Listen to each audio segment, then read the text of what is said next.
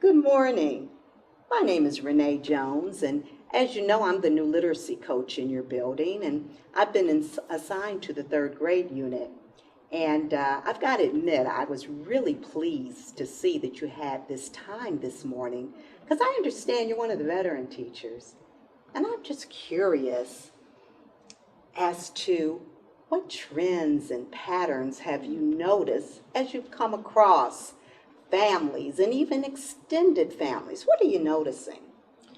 Well, you're right. I am a veteran teacher. I've been in this building for over 10 years, and you're right also in saying that I know a lot of families. I've met many of them.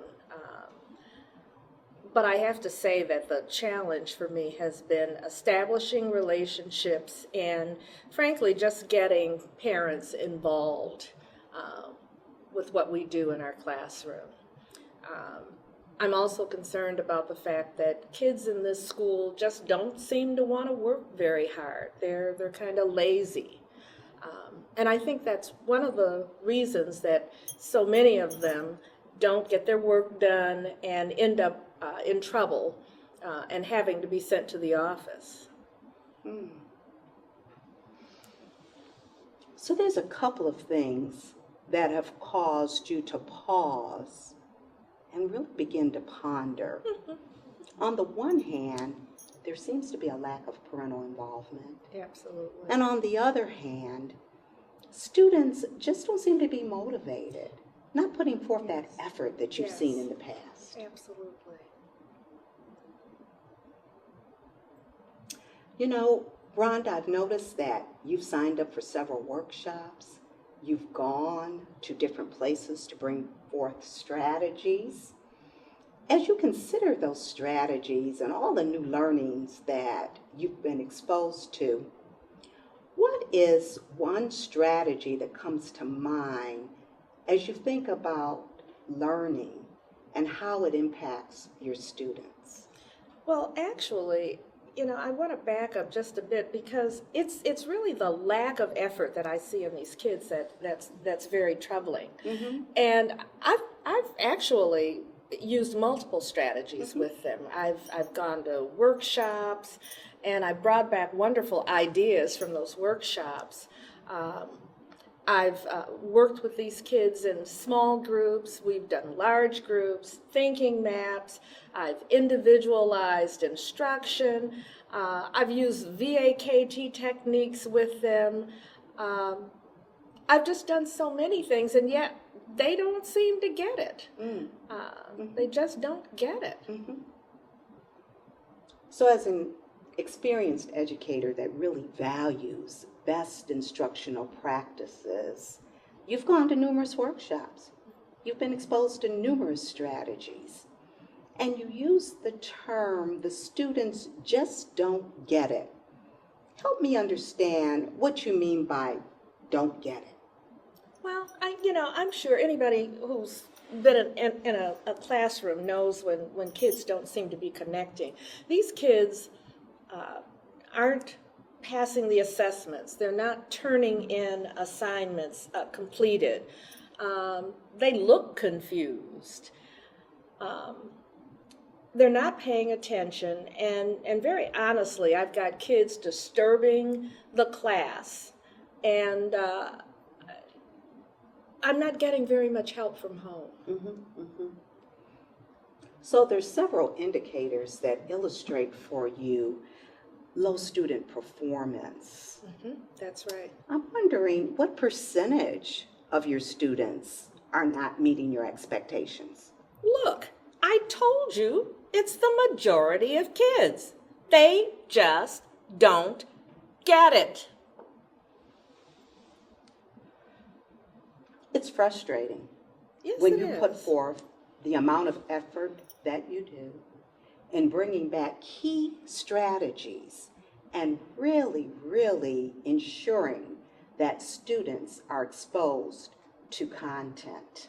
Yes.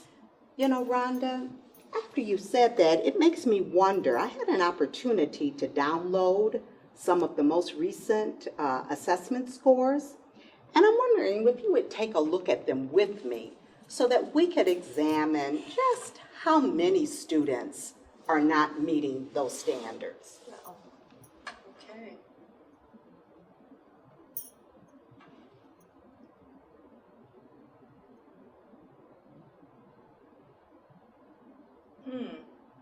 This is surprising. Wow. It looks like out of 30 students, only 8 of them are not performing well in 2 or more areas. And the 2 areas are inferences and critical thinking. I really thought that there were more. But, you know, it's still the same kids who get into trouble and whose parents aren't helping out. So you're noticing that there's a relatively small amount of your students that are having some challenges, and you value all of your students achieving. Absolutely. And you've listed that there are 8 students that continue to have problems. I'm wondering, Rhonda, if you reflect for a moment on your lesson planning and correlate it with these skill sets. How many of your students excelled in these areas? How did these 8 students do in your other areas? Well, you know, that's a really good question, and I have to tell you, I'm really surprised, still surprised by the fact that there are only 8 of them. I guess I'm going to have to go back and look at my lesson plans to see really what they're able to do. I've really been looking at what they're not able to do. I've been concentrating, I guess, on deficits. I'll have to look. So, a strategy for you might be to look at what those students did exceptionally well. Take a look at the data and look not only at those skill sets, but begin to think about the strategies that you use to teach those skill sets. How does that sound? I like that. That sounds like something that I can do, and actually that'll give me a chance to concentrate on what their skills are, what things they actually do well. Yeah, I think I can do that. So it sounds like, Rhonda, we've got a beginning for our next dialogue. I'm wondering, did you bring your calendar with you so we can set up a next date for an appointment? Well, sure. Actually, I did. Okay, I'll check. I have next week available, same time, next Monday. Do you have that available? Okay, as I look, let me just take a minute here. Yes, it looks like next Monday is available. Okay, I look forward to us continuing our dialogue and really begin to look at this data as far as how it impacts student learning as well as how it can inform your instruction. Thank you. I want all of my kids to do well, so I'm looking forward to that. Sounds great. I'll see you next week. Thank you.